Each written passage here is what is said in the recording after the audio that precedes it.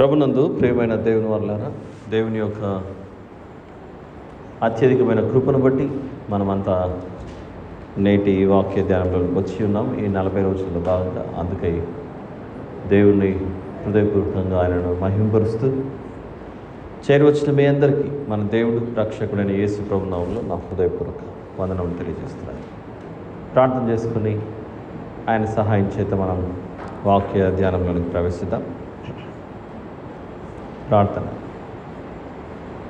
మహాపరిశుద్ధుడైన మా ప్రియ పరలోకపు తండ్రి, మీకే స్తోత్రములు నాయన. ఈ సాయంత్రకాల సమయంలో మేమందరము మీ సన్నిధిలో మీ జీవం గల మాటలు విని నేర్చుకున్నట్టుకు వచ్చి ఉండగా మాతో మాట్లాడండి నా ప్రభు. మీ మనసును మేము అర్థం చేసుకునేలాగున గ్రహింపు శక్తిని మాకు దయచేయమని ప్రార్థిస్తున్నాను. వినగలిగే చెవులను, గ్రహించగలిగే హృదయంను మాకు దయచేయమని ప్రాధేయపడచ్చు. వివరించిన నాకు మీ యొక్క నడిపింపును, సహాయమును దయచేయమని వేడుకొచ్చి మా ప్రభువును ప్రియరక్షకుడైన యేసుక్రీస్తు ప్రభువు వారి పేరిట మీకే సమర్పించి ప్రార్థించి వేడుకొచ్చినాను తండ్రి, ఆమేన్. ప్రియులారా, నిర్గమకాండము ఈరోజు మనము ఎన్నో అధ్యాయంలో ప్రవేశించాలి? 9. ఇంతవరకు జరిగిన ఈ ప్రయాణం దేవుని ప్రజలతో దేవుని నివాసం. ఈ 40 రోజుల కార్యక్రమానికి మనం పెట్టుకున్న పేరే, ఈ అంశం పేరే దేవుని ప్రజలతో దేవుని నివాసం. ఎన్ని భాగాలుగా విభజించుకున్నాం ఈ గ్రంథాన్ని? 3. మొదటి భాగం బానిసత్వం, రెండవది రక్షణ లేదా విమోచన, 3 ప్రతిష్ఠింపబడుట, ఇశ్రాయేలీయులను దేవుని కొరకు ప్రతిష్ఠించడం. మొదటి అధ్యాయము, రెండవ అధ్యాయం మోషే జననం, మోషే గారి జననం. 3 నుంచి 6వ అధ్యాయం వరకు మోషే గారిని దేవుడు సిద్ధపరచుట. 7వ అధ్యాయం నుండి 10వ అధ్యాయం వరకు ఫరోతో తగువు లేదా విభేదం అని మనం అనుకోవాలి. ఎందుకంటే అంతా మోషే గారు వెళ్ళి ఫరోతో తగువులాడటం, గొడవపడటం, మా దేవుడు రమ్మన్నాడు, ఇక్కడి నుంచి వెళ్ళిపోమంటున్నాడు అని చెబుతున్న సందర్భాలే మనకు 7వ అధ్యాయం నుండి 10వ అధ్యాయం వరకు కనబడుతుంటాయి. ఎందుకంటే ఇందాక ఉత్తర ప్రత్యుత్తరాల్లో 10వ అధ్యాయమే కదా చదివింది. 29వ వచనం మీరు చూడండి ఒకసారి. 29వ వచనం, అందుకు మోషే, నీవన్నది సరి, నేను ఇక నీ ముఖం చూడండి, నువ్వు నా ముఖం, నీ ముఖం చూడండి, నువ్వు నన్ను అంటున్నావు, నేను కూడా నీ ముఖం చూడాలనుకుంటున్నాడు. ఒక రాజుతో, దేశాధ్యక్షునితో, సామాన్యుడు మాట్లాడుతున్న మాట. నువ్వేంటి నా ముఖం చూడని అంటున్నావు, నేనే నీ ముఖం చూడను పో అని చెప్పేసి వెళ్ళిపోతున్నాడు అక్కడ. అలా ఫరోతో తగువు 7వ అధ్యాయం నుండి 10వ అధ్యాయం వరకు. అలానే చాలా విషయాలు మనం నేర్చుకుంటూ వచ్చాం. మోషే గారి చేత దేవుడు ఇశ్రాయేలీయులను ఐగుప్తులో నుండి విడిపించి తీసుకొని వచ్చే పనిలో దేవుడు నిమగ్నమై ఉన్నాడు. అయితే మోషే గారి తల్లిదండ్రుల గురించి కూడా కొన్ని విన్నాం మనం. వారు దేవుని దృష్టిలో ఎలా కనబడుతున్నారు? విశ్వాసులుగా కనబడుతున్నారు. మోషే గారి తల్లిదండ్రులు, వారి పేర్లేంటి? అమ్రాము, యోకెబెద్. అమ్రాము గారి నాన్న పేరేంటి?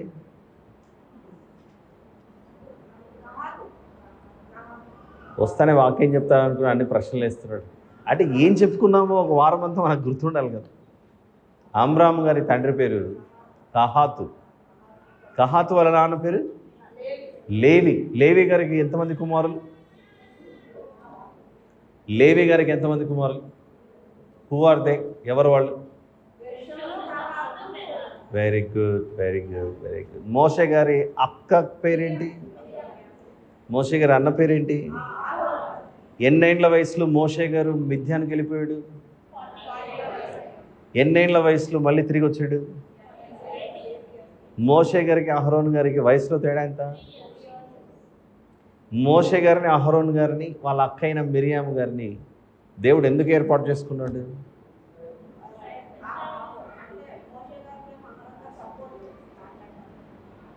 ఇది నేను చెప్పలేదు కదా అని మీరు అడగాలి కదా.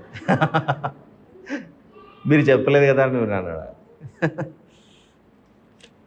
ఈ ముగ్గురిని అక్క తమ్ముళ్ళు, మోషే గారి అక్క అయిన మిరియాము గారు, అహరోన్ గారు, తర్వాత మోషే గారు.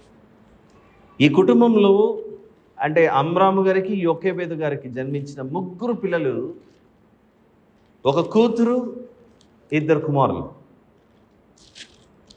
వీళ్ళిద్దరి జన్మ ఒక వీళ్ళ ముగ్గురి జన్మ ఒక బలమైన కారణం ఒకటి ఉందని మీకా గ్రంథంలో దేవుడు చెప్తాడు. 6వ అధ్యాయం, మీకా గ్రంథం 6.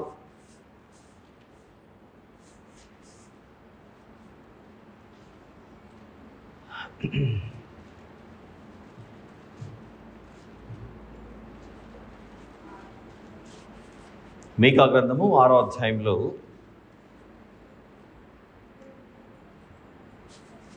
4వ వచనం.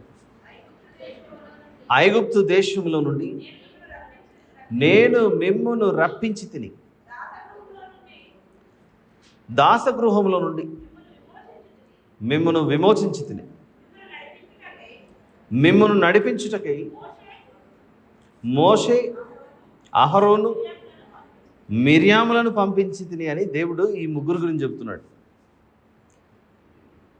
ఇశ్రాయేలీయులను దాసగృహంలో నుండి విమోచించి నడిపించుటకై ముగ్గురిని ఏర్పాటు చేసుకొని పంపించాడట దేవుడు.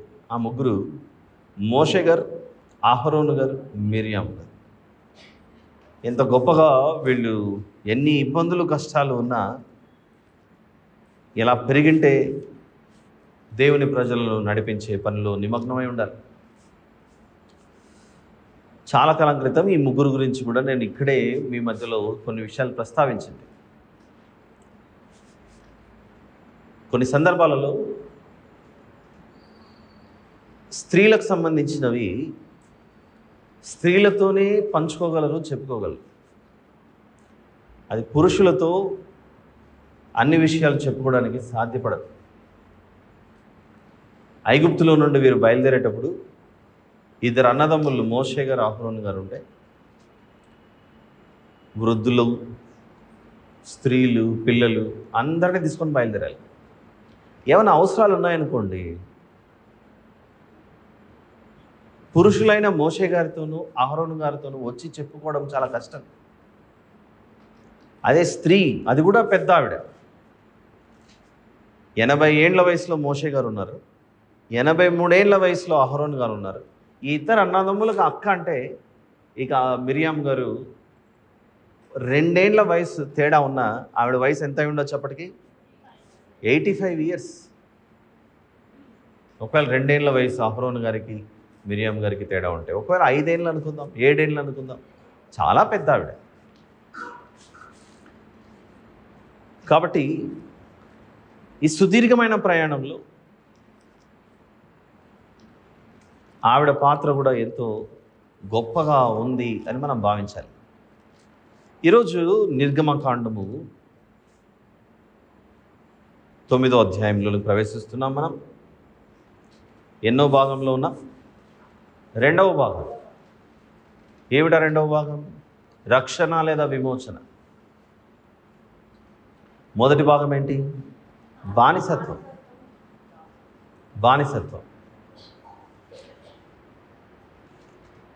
మొదటి 6 అధ్యాయాలేమో ఇశ్రాయేలీలు చాలా కష్టాలు అనుభవిస్తున్నట్లుగా కనబడుతుంటుంది. మొదటి 6 అధ్యాయాలు. 7వ అధ్యాయంలో ప్రవేశించిన తర్వాత దేవుడు తన ప్రజలైన ఇశ్రాయేలీలను, తన వారిని, తన బిడ్డలను బాధ పెడుతున్న వారిని ఆయన బాధ పెట్టే పనిలోకి దిగాడు. తన ప్రజలను బాధ పెట్టుచున్న వారిని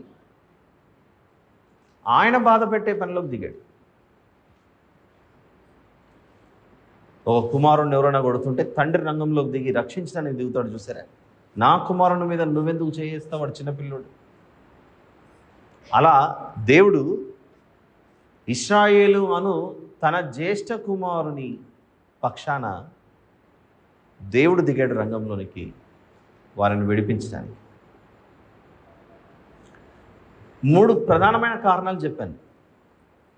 ఈ సూచక క్రియలన్నీ దేవుడు ఐగుప్తులో చేయడానికి గల కారణాలు. ఏమిటా ప్రధానమైన 3 కారణాలు గుర్తున్నాయా? ఇశ్రాయేలీయులకు అర్థం అవ్వాలి, దాసగృహమైన ఐగుప్తులో నుండి విడిపించున్నది యెహోవా అను మన దేవుడు మాత్రమే. రెండవది, ఐగుప్తీయులు మేము పూజించుచున్న దేవతలు దేవుళ్ళు కావు, ఈయనే నిజమైన దేవుడు అని ఐగుప్తులు తెలుసుకోవాలి. ఇక 3,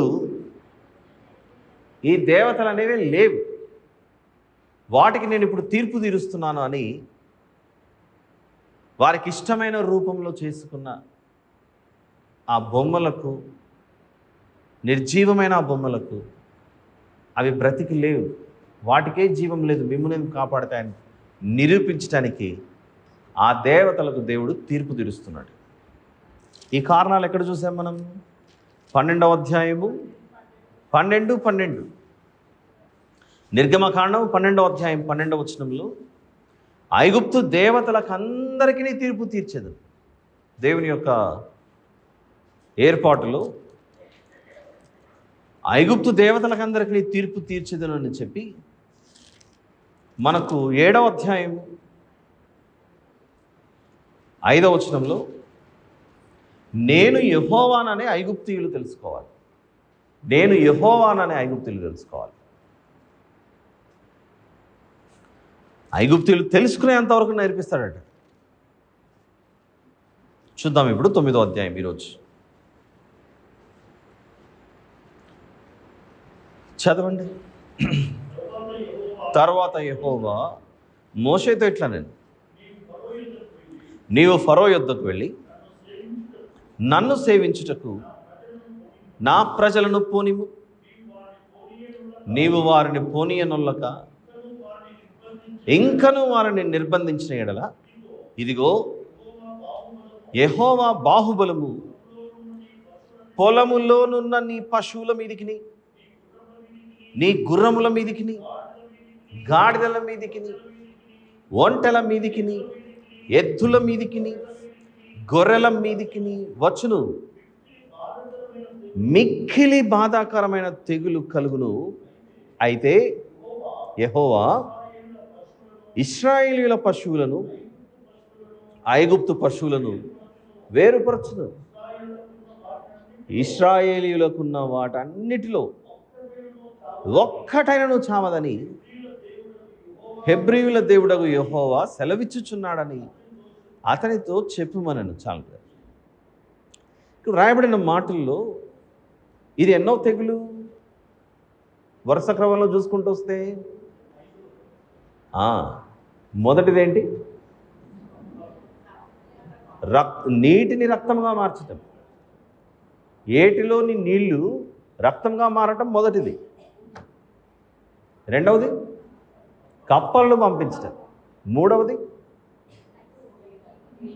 ధూళిని పేలుగా మార్చి దేవుడు తెగులు పంపించడం జరుగుతుంది. ఇక 4 కందిరీగలు, ఈగలు, కందిరీగలు. ఈరోజు 5వది చూస్తున్నాం. 5వది ఏంటి? గెస్ చేయండి. దేవత ఏ రూపంలో ఉండవచ్చు? గెస్ చేయండి.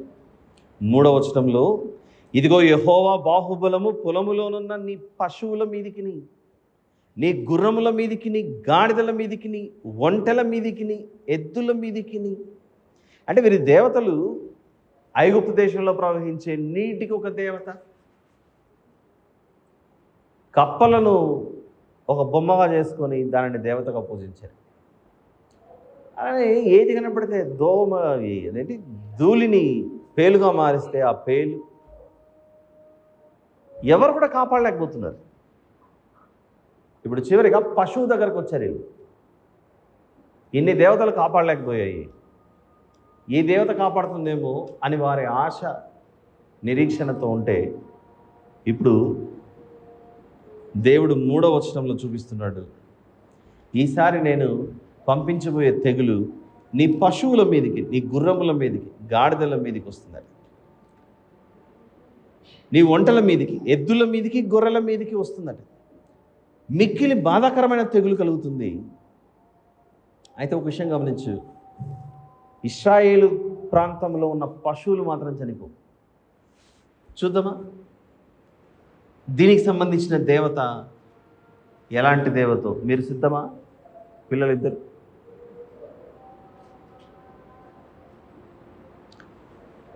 సరే చదువుదాం ముందు, వాళ్ళు రెడీ చేసేలో.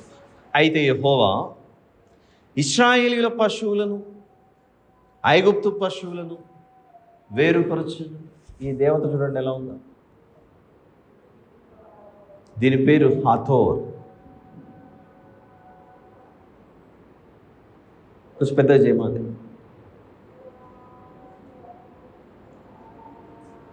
ఇది ఒక ఆవు.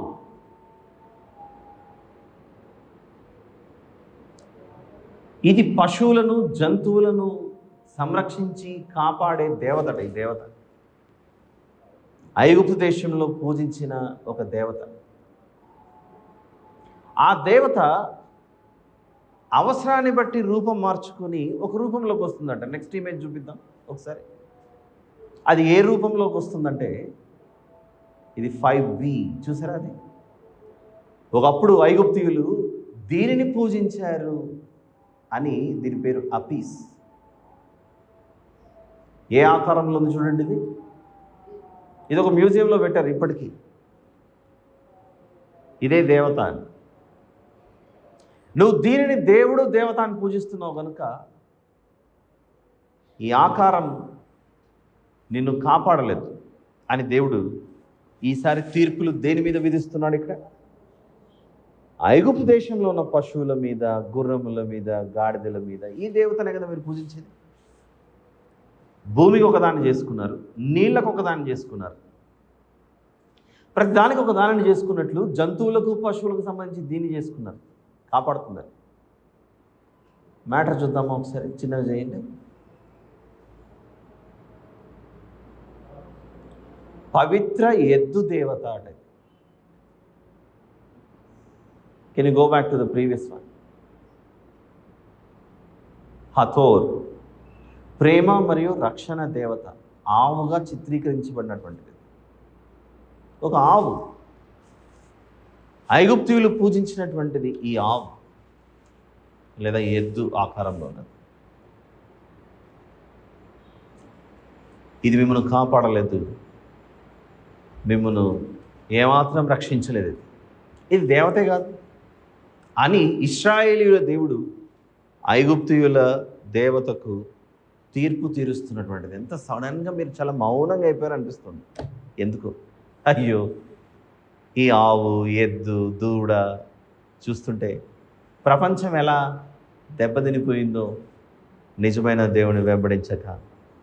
నోవహు గారి పుత్ర సంతానంలో హాము యొక్క సంతానం, ఓడలో నుంచి బయటికి వచ్చిన ముగ్గురు కుమారులు, ఓడలో నుంచి బయటకు వచ్చిన ముగ్గురు కుమారులలో షేము, హాము, యాపేతుల్లో తండ్రిని అవమానపరిచిన ఈ హాము అన్న వ్యక్తి తర్వాతి కాలంలో తన సంతానంనంతటిని నిజమైన దేవుణ్ణి పరిచయం చేయటంలో విఫలమైపోయాడు అన్నట్లు అర్థమవుతుంది. చూడండి, ఇది మిస్రాయిము అనే తన కుమారుడు ఐగుప్తాస్గా పిలువబడి అతనిలో నుండి వచ్చిన సంతానం ఈ బొమ్మలు ఎంత భయంకరమైన వాటిని చేసుకుని వారు పూజిస్తున్నారు చూడండి. ఇలాంటి వాతావరణంలో నుండి ఇశ్రాయేలీయులను ఐగుప్తుల నుండి బయటికి తీసుకొచ్చే పనిలో దేవుడు నిమగ్నమైపోయాడు. అయితే మీ పశువులు చచ్చిపోతాయి, మీ దేవత మీ పశువులు కాపాడలేదు. ఇశ్రాయేలులో ఉన్న ఏ పశువు చనిపోదు, ఏ జంతువు చనిపోదు. 5వ వచనం, 9వ అధ్యాయం 5వ వచనం. మరియు యెహోవా కాలము నిర్ణయించి, ఒక టైం నిర్ణయించి, ఆ టైంకి కొడతానని చెప్పి పెట్టాడు అక్కడ. ఇది ఎలా ఉందంటే, మనం ఎక్కడో టీవీలో చూసింటాం, పలానా టైంకి వచ్చి నేను కొడతానని. ఎవరైనా ఇలాంటి సీరియల్లో ఏదో నాటకాలు చూసిండొచ్చేమో. దేవుడు టైం చెప్పి కొట్టాడట. యెహోవా కాలము నిర్ణయించి, రేపు యెహోవా ఈ దేశంలో ఆ కార్యము జరిగించినాడు. టైం చెప్పిన తర్వాత కూడా ఐగుప్తు దేశానికి రాజుగా ఉన్న ఈ వ్యక్తి తన పశువులను, జంతువులను కాపాడుకోలేకపోయాడు. ఒక దేశానికి ఒక ఆర్థిక వ్యవస్థ ఇప్పుడంటే మనం చదువుకున్న బుక్స్లో primary sector, secondary sector and tertiary sector అని 3 వచ్చేసాయి మనకు. ప్రాథమిక రంగం, ద్వితీయ రంగం, తృతీయ రంగం అని. ప్రాథమిక రంగం అంటే ఈ వ్యవసాయం, agriculture and allied related. Secondary అంటే ఆల్ ఇండస్ట్రీస్, ఫ్యాక్టరీస్ అన్నీ సంబంధించినవి. లాస్ట్ థర్డ్ వచ్చి సర్వీస్ సెక్టర్, బ్యాంకింగ్, ఏదైతే సేవా రంగం ఉంటుందో అవన్నీ రిలేటెడ్ అన్నీ 3వ దానికి వస్తాయి. పరిశ్రమలు, కర్మాగారాలు, ఫ్యాక్టరీస్ అనేవి ఎప్పుడు వచ్చాయి? ఐగుప్తున్న ఈ కాలానికి ఉన్నాయా? అవి లేవు. మనుషులకు ఆనాడు ఆర్థిక వ్యవస్థ అంటే, ఒక దేశానికి ఆర్థిక వ్యవస్థ పాడి పంట. ఈ పాడి పంటకు వీరు చేసుకున్నటువంటి దేవతలు ఈ విధంగా కనబడుతుంటే, దేవుడు ఇప్పుడు పశువులను అన్నిటిని నాశనం చేస్తున్నాడంటే, ఆ దేశం యొక్క ఆర్థిక వ్యవస్థ ఇప్పుడు ఏమైపోతుంది? చతికిలబడిపోతుంది, చిన్నాభిన్నమైపోతుంది. ఆ దేశం యొక్క ఆర్థిక వ్యవస్థ పూర్తిగా పతనం అవడమే. చూద్దాం అక్కడ. కాలము నిర్ణయించి రేపు యెహోవా ఈ దేశంలో ఆ కార్యము జరిగించినాడు. మరునాడు యెహోవా ఆ కార్యము చేయగా ఐగుప్తీయుల పశువులన్నీ చచ్చెను, కానీ ఇశ్రాయేలీయుల పశువులలో ఒకటి చావలేదు. అంటే దేవుడు ఇశ్రాయేలీయుల ఎకానమీని కాపాడుతున్నాడు, ఆర్థిక వ్యవస్థను కాపాడుతున్నాడు. వీరి ఆర్థిక వ్యవస్థ అస్తవ్యస్తంగా మారుతుంది. దేశం పూర్తిగా పతనమయ్యే స్థితిలోకి వెళ్ళిపోతుంది. ఫరో ఆ సంగతి తెలుసుకొని పంపినప్పుడు ఇశ్రాయేలు పశువులలో ఒకటి చావలేదు. అయినను అప్పటికి ఫరో హృదయము కఠినమైనందున జనులను పంపకపోయాను. నిర్గమకాండం 9వ అధ్యాయంలో కనబడుతున్న ఈ హథోర్ అండ్ అపీస్ అనే ఈ దూడ లేదా ఈ ఎద్దు ఆకారంలో ఉన్నటువంటి ఈ జాతికి సంబంధించినది మనుషుల హృదయాల నుండి వెళ్ళిపోలేదు. చూడండి, నిర్గమకాండము క్రీస్తు పూర్వం 1450, 1445 ఈ కాలం నాటిని చెప్పుకుంటూ వచ్చాం. అంటే ఇంచుమించు 3000, ఇప్పుడు ఒక 2000, అప్పుడు ఒక 1500 వేసుకుంటే ఎప్పటి నుంచి వచ్చిందో వీరి మనసులో అది. మా హృదయంలో ఈ రూపం ఉంది, మా హృదయంలో ఇలాంటి ఆకారాలు కనబడుతున్నాయి, అందుకే మేము వీటిని చేసుకున్నాం. ఒక మనిషి ఒక పని చేస్తున్నాడంటే ఆ పని చేసే ముందు తలంపులన్నీ పుడితేనే ఆ తలంపు ప్రకారంగా చేస్తాం. నిజమా కదా చెప్పండి? మనం చేసే ప్రతి పనికి ప్రారంభం మొదట మనలో కలిగే తలంపులు, మన మనసులోను మన హృదయంలోను పుట్టే తలంపులను బట్టి మనం దాని ప్రకారంగా నడుచుకోవడం చేస్తాం. ఉదాహరణకు ఇంటికి వెళ్ళాలి, ఇప్పుడు అయిన తర్వాత మన మైండ్ చెప్పాలి, నువ్వు మీ ఇంటికి వెళ్ళాలంటే కుడికి తిరుగు అని చెప్పాలి. మైండ్ ఒకటి చెబుతుంది, నువ్వు తిరిగేది ఇంకో చోటుకి పోతున్నావు అనుకో, పిచ్చోళ్ళం అయిపోతావు. ఉదయం లేచిన తర్వాత ఇంట్లో ఆహార పదార్థాలను సిద్ధపరుస్తాం. మీరు ఒకరోజు ఉదయం ఏదో ఒక డిష్ ప్రిపేర్ చేశారు, రెండో రోజు కూడా అదే వంటనే చేశారు, మూడో రోజు అదే వంట చేశారు. ఇంక ఇంట్లో ఉన్న వాళ్ళు ఏమంటారు? ఇప్పుడు రోజు ఉదయం ఇదే చేస్తున్నావు, ఇది తప్ప ఇంకేం రాదా అని. ఆ సమస్య రాకుండా ఉండటానికి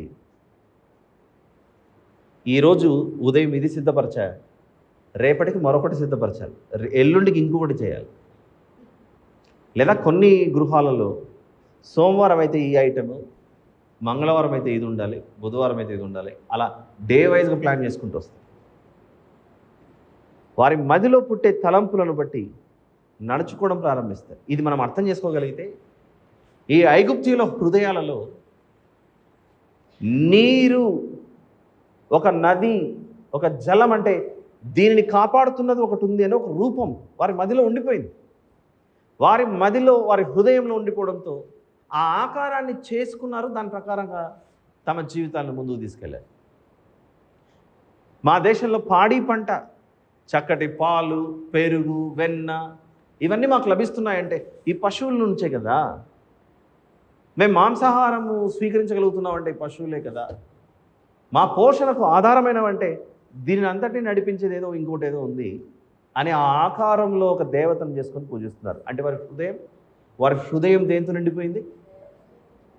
దేవుడు అసహించుకునే అసభ్యకరమైన వాటన్నిటితో వారి హృదయం నిండిపోయింది. నిన్నటి ఆదివార దినంలో కూడా నేను చెప్పినటువంటి వాక్యం మీరు ఈరోజు గుర్తుపెట్టుకోగలిగి ఉంటే, హృదయం అన్నిటికంటే మోసకరమైనది, అది బహు ఘోరమైన వ్యాధి కలదు, దానిని గ్రహింపగలవాడేవాడు అనే మాటకు మన హృదయాన్ని నిజమైన దేవుడెవరో, ఆయన గుణగణాలేంటో, మన విషయంలో ఆయనకున్న ఆలోచనలేంటో, మన విషయంలో ఆయనకున్న తలంపులేంటి, ఆయన హృదయంలో మన గురించి ఆలోచించిన ఆలోచనలు ఏంటి అనేది మనము గుర్తుపట్టకుండా ఆయన సాతానుడు, దుష్టుడు మన నేత్రములకు గురుడితనం కలుగజేస్తాడు. ఎప్పుడైతే గురుడితనం కలుగజేస్తాడో ఆ గురుడితనంలో ఏది ఎలా ఉంటుందో గుర్తుపట్టడం చాలా కష్టం. మీకు 4 గుడ్డోళ్ళ గురించి ఒక కథ ఉంది, విన్నారో లేదు, వినిండొచ్చు కొందరు, కానీ అవసరం వచ్చింది కాబట్టి చెప్తున్నా. ఆ అందులు ఒక 4 పోతూ మాట్లాడుకుంటున్నారట దారిలో. 4 అందులు వెళుతూ మాట్లాడుకుంటున్నారు. ఏం మాట్లాడుకుంటున్నారంటే, అరే నేను ఏనుగుని చూశాను రా అన్నాడంట. కళ్ళు లేనివాడు ఏనుగు ఎలా చూస్తాడు? ఆలోచించండి.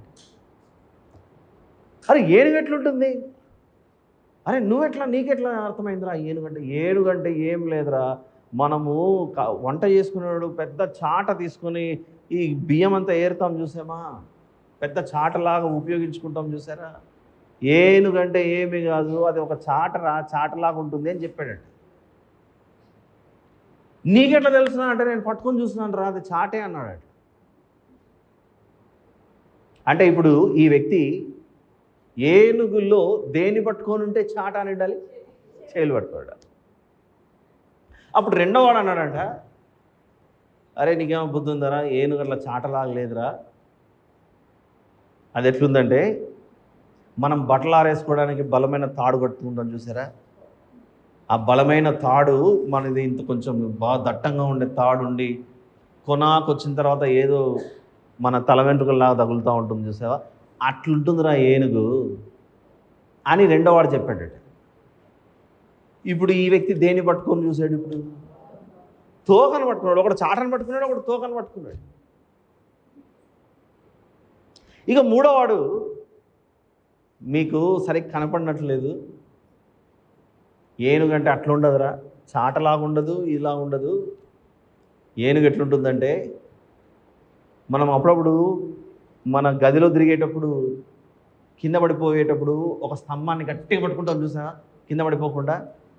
మన రూమ్లో స్తంభం ఎలా ఉంది, గుండ్రంగా ఉంది, ఒక పిల్లర్ లాగా ఇట్లా ఉంది చూసారా, అట్లుంటుందిరా ఏనుగు, చాలా బలంగా గుండ్రంగా స్తంభంలాగా ఉందిరా అని అన్నాడు. అంటే ఈ మూడో వాడు ఇప్పుడు దేని పట్టుకున్నాడు? కాలు పట్టుకున్నాడు. ఇక నాలుగో వాడు ఈ ముగ్గురు చెప్పింది విని విని, నీకన్నా బుద్ధి ఉందా? అసలు మీ ముగ్గురు చెప్పింది తప్పే. ఏనుగంటే ఎట్లుంటుందంటే,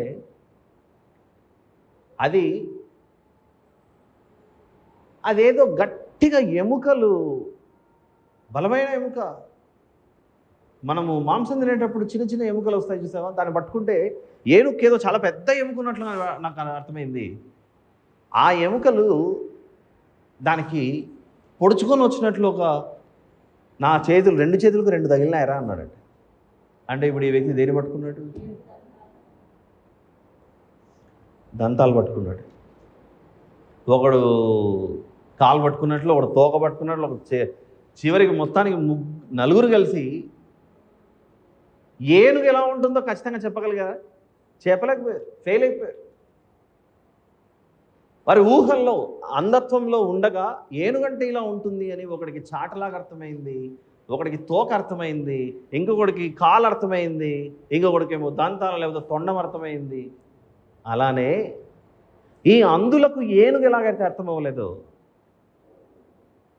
ఈ భూమి మీద వచ్చిన మనిషికి దేవుడు ఎలా ఉంటాడో అర్థం కాక తనకిష్టమైనట్లుగా దానిని తయారు చేసుకున్నాడు, తనకిష్టమైనట్లుగా దానిని ఏర్పాటు చేసుకొని ఇదే దేవుడు అనేసాడు. ఇప్పుడు చూసిన వాటిలో కూడా మనం చూస్తే వారికి దేవుడు పశువులను కాపాడే దేవుడు, జంతువులను కాపాడే దేవుడు ఏదో కాదు, పశువు ఆకారంలో ఉంటుంది, ఏదో మా దేవత ఆవిడ. చాలా అసభ్యకరంగా కనపడుతుంది ఈ స్త్రీ. అన్ని బొమ్మలు మనం మందిరంలో ఉన్నాం చూపించడానికి వీలు అవ్వదు కనుక చూడదగిన విధంగా ఆ బొమ్మను పెట్టాల్సి వచ్చింది. సరే, చివరికి అది ఏ రూపంలోకి వెళ్ళింది అని ఆలోచిస్తే ఆవిడ అవసరాన్ని బట్టి ఇలా మారుతుందండి. చూద్దాం, అది పక్కన నెక్స్ట్ ఇమేజ్. ఇది ఒక కావు లేదా ఒక ఆక్స్. ఆవిడే ఆ ఆవు, ఆ ఆవే ఆవిడ అన్నట్లు చూపిస్తుంది అక్కడ. తిప్పండి, మా నెక్స్ట్ దానికి వెళ్ళండి. చూసారా అది ఏ రూపం? ఆవు లేదా ఎద్దు ఈ రూపంలోకి వచ్చేసింది. ఎంత భయంకరమైన రూపంలోకి వచ్చేసింది. ఎవరు తయారు చేసుకున్నారు అది? 9వ అధ్యాయంలో ఐగుప్తీయులు.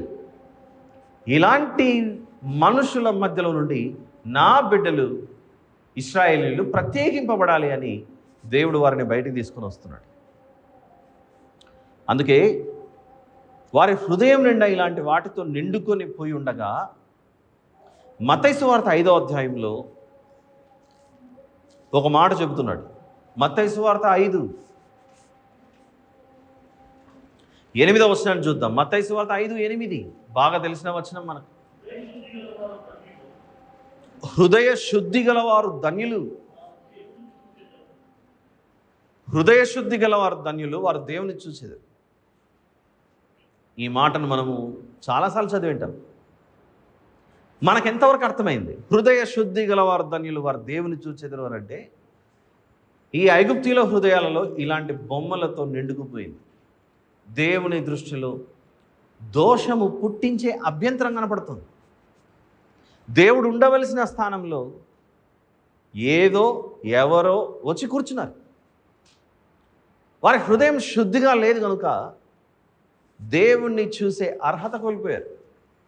మత్తయి సువార్త 5:8లో ఈ మాట యొక్క భావం హృదయ శుద్ధి గల వారు ధన్యులు అని అంటే హృదయంలో ఉన్నదే పెదవులు పలుకుతాయి, హృదయంలో ఉన్నదే మన క్రియల రూపంలో రూపాంతరం చెందుతాయి. హృదయంలో ఏముంటే దానిని బట్టి మనం నడుచుకోవడం ప్రారంభిస్తాం. దేవునిని చూడాలి అని అంటే ఈ హృదయంలో దేవుడు చెప్పిన పరిశుద్ధతను కలిగి ఉంటేనే ఆయన చూస్తామట. ఇప్పుడు వారి హృదయాల్లో ఇవన్నీ నిండుకొని ఉన్నాయి. వారు దేవుని చూడగలిగే శక్తి సామర్థ్యం వాళ్ళు పొందుకుంటారు చెప్పండి? అసంభవం. నిజమైన దేవుణ్ణి చూసే అవకాశమే లేదు, ఎందుకంటే వారి హృదయాలంతా వీటితో నిండుకొని ఉన్నాయి. సరే అండి, వాళ్ళు కూడా దేవుడు అని నమ్ముతున్నారు, కానీ వేరే దాన్ని నమ్ముతున్నారు. మరి సమాజంలో మనకు అసలు దేవుడే లేడండి అనేటోళ్ళు ఉన్నారుగా కొందరు. లేరా సమాజంలో? అసలు దేవుడే లేడండి, ఎక్కడున్నాడని అంటే వారు ఏం చేశారు? వారి హృదయంలో దేవుడు లేడు అనే అభిప్రాయాన్ని నింపుకున్నారు. Their heart is filled with what? That there is no god. ఏదో ఒక దాంతో అయితే నిండిపోయింది, ఏదో ఒక దాంతో నిండిపోయింది. దేనితో నిండిపోయింది? ఒకడేమో దేవుడు ఉన్నాడు అని అంటున్నారు, కానీ నిజమైన దేవుడు లేడు. అందుకే నిజమైన దేవుడిని చూసే అర్హత కోల్పోతారు. హృదయ శుద్ధి గలవారు ధన్యులు, వారు దేవుని చూచేదారు. అన్ని హృదయాలు దేవుని చూడవు, అన్ని హృదయాలు దేవుని చూడవు. ఏ హృదయం అయితే శుద్ధిగా ఉంటుందో ఆ హృదయం మాత్రమే దేవుని చూస్తుందండి. ఎవరైతే దేవుడే లేడు అనే అభిప్రాయంలో ఉంటారో, అసలు నిజమైన దేవునికి నీవు హృదయంలో చోటే ఇవ్వలేదు, ఆయన మీద శత్రుత్వం పెంచుకొని దేవుడే లేడని అంటున్నావు, దేవుని మీద శత్రుత్వం పెంచుకున్నావు. ఇదంతా కదే వచ్చేసిందండి, సైన్స్ పుట్టించింది.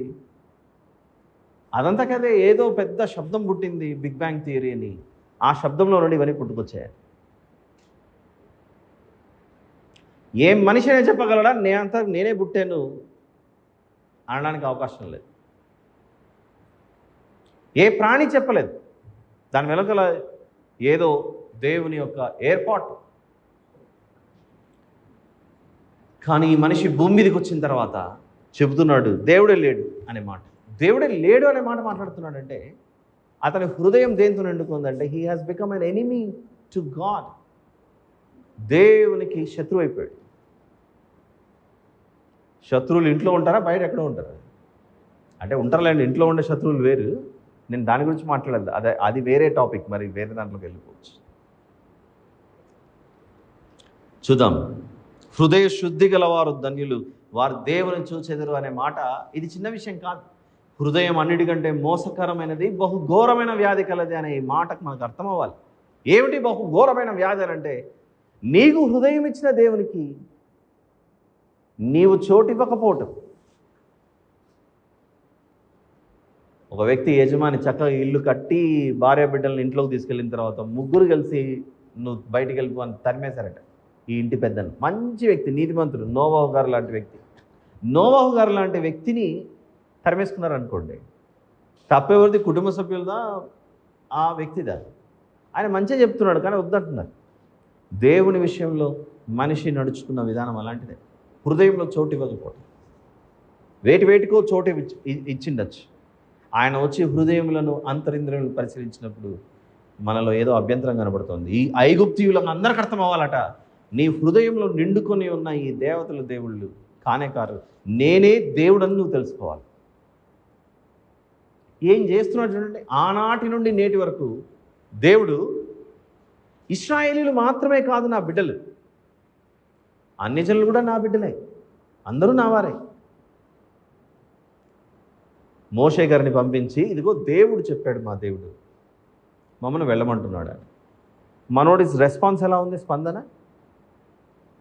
యెహోవా ఎవడు 5వ అధ్యాయంలో నిర్గమకాండం 5వ అధ్యాయంలో గర్వపు మాటలు చూడండి ఎలా ఉంది.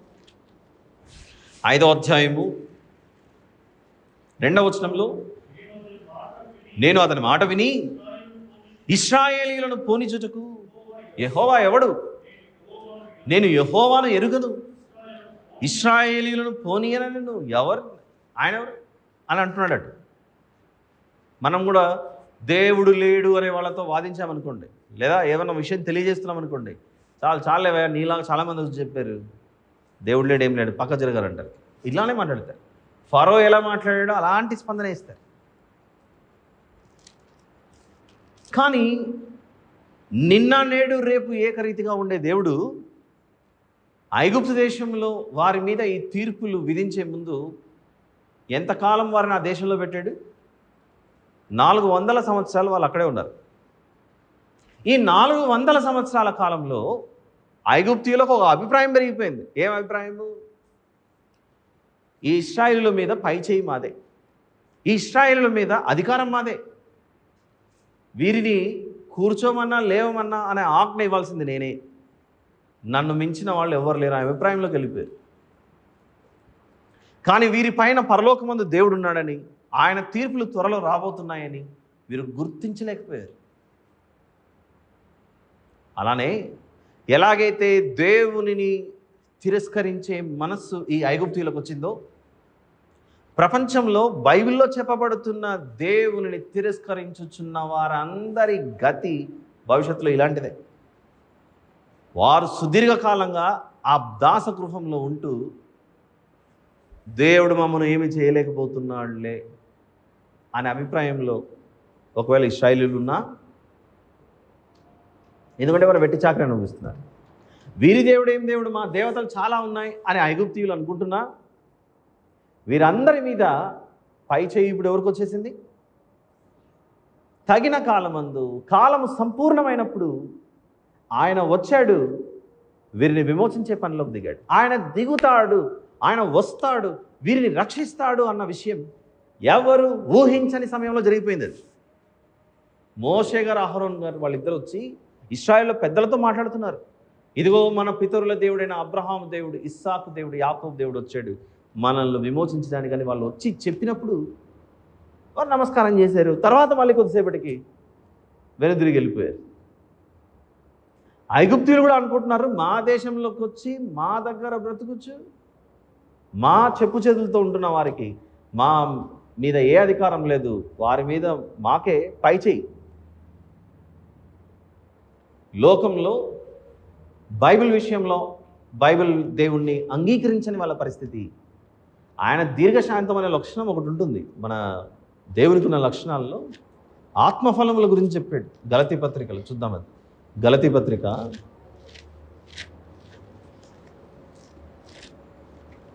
దేవునికి ఆ లక్షణాలు ఉన్నాయి కనుకనే, ఆ గుణాలు ఉన్నాయి కనుకనే మనం కూడా అలాంటి గుణాలు కలిగి ఉండమని చెప్పాడు ఆయన.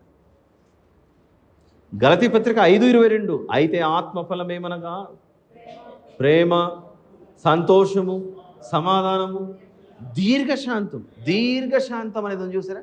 ఈ దీర్ఘశాంతము అనే గుణం వలన ఆయన వేచి చూస్తున్నాడు కాలం సంపూర్ణం అవ్వడానికి.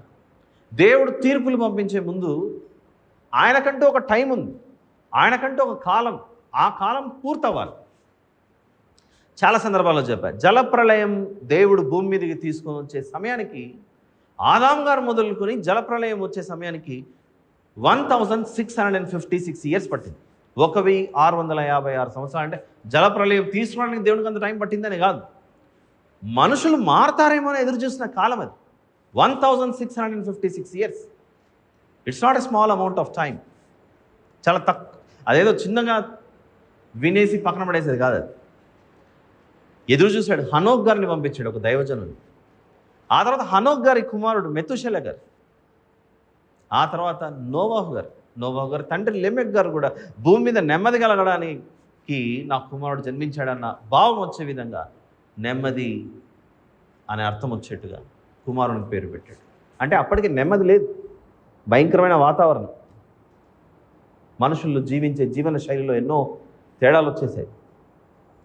భూమిని తుడిచిపెట్టడానికి దేవుడు పంపించిన జలప్రళయం ఎంత కాలానికి వచ్చింది అని ఆలోచిస్తే, ఆదాము గారు జన్మించిన కాలం నుండి జలప్రళయం వచ్చేసరికి 1656 సంవత్సరాలు. అంటే ఎంత కాలం ఎదురు చూసే చూడండి. అలానే ఐగుప్తు రాజైన ఫరో అతని జనం మీద పడటానికి దేవుడు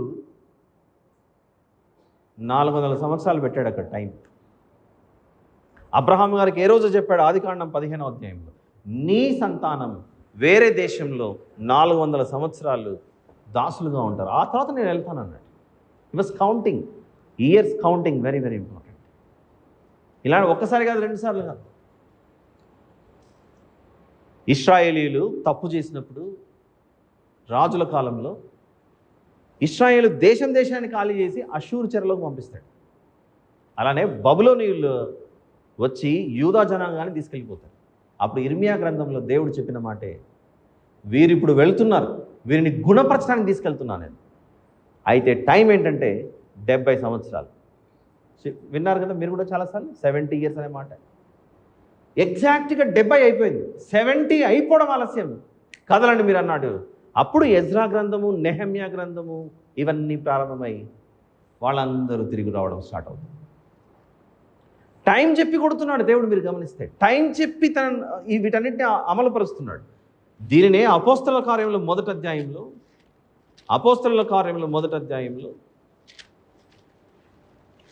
మరి యేసు ప్రభు రాకడ ఎప్పుడు జరుగుతుంది, మనల్ని ఎప్పుడు తీసుకెళ్తాడు?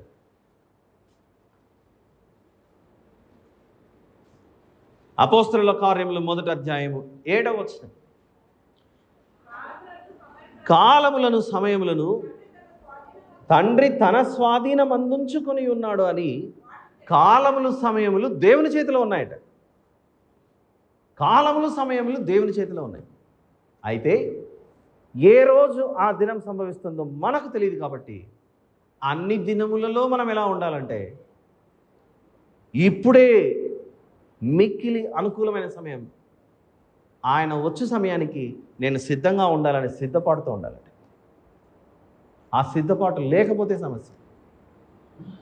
దేవుడు వీరిని ఇంత కొడుతున్నాడు కదా ఐగుప్తీయులను, వారి దేవతలను. వారికి మార్పు రావాలిగా. మార్పు రాకుండా ఇంకా అలానే మొండిగా కూర్చుంటే అప్పుడు 9వ అధ్యాయం 8వ వచనంలో మరొక సంఘటన ప్రారంభమవుతుంది. నిర్గమకాండము 9వ అధ్యాయం 8 నుండి. కాగా యెహోవా, మీరు మీ పిడికిళ్ళ నిండా ఆవపు బుగ్గి తీసుకునుడి. మోషే ఫరో కనుల ఎదుట ఆకాశం వైపు దాన్ని చల్లవలెను. అప్పుడు అది ఐగుప్తు దేశమంతటా సన్నపుద్దులు అయి ఐగుప్తు దేశమంతటా మనుషుల మీదను జంతువుల మీదను పొక్కు దద్దుర్లగునని మోషే ఆహరోనులతో చెప్పారు. కాబట్టి వారు ఆవపు బుగ్గి తీసుకుని వచ్చి ఫరో ఎదుట నిలిచింది. మోషే ఆకాశం వైపు దాన్ని చల్లగానే అది మనుషులకును జంతువులకును పొక్కు దద్దురులాయను. ఆ దద్దురుల వలన శకునగాండ్రు మోషే ఎదుట నిలువలేకపోయేది. ఆ దద్దురులు శకునగాండ్రకును ఐగుప్తీయులందరికీ పుట్టారు. అంటే ఈ శకునగాండ్రు వీళ్ళందరూ ఇంకా ప్రయత్నిస్తున్నారు. మోషే ఆహారంలో ఇవన్నీ చేస్తుంటే మేమెందుకు చేయలేమని వారి మ్యాజిక్ని, మంత్రాలను వీటన్నిటిని ప్రయోగిస్తున్నారేమో. వాళ్ళ వల్ల కావట్లేదు, పారిపోతున్నారు అక్కడి నుంచి. ఆయనను యెహోవా మోషేతో చెప్పినట్లు యెహోవా ఫరో హృదయమును కఠినపరచెను, అతడు వారి మాట వినకపోయాను. చూద్దాం, ఇది కూడా ఈ దేవత ఏం దేవత? వారి శరీరాలకు ఎలాంటి ఇబ్బంది కలిగించకుండా కాపాడే దేవత. నెవిస్.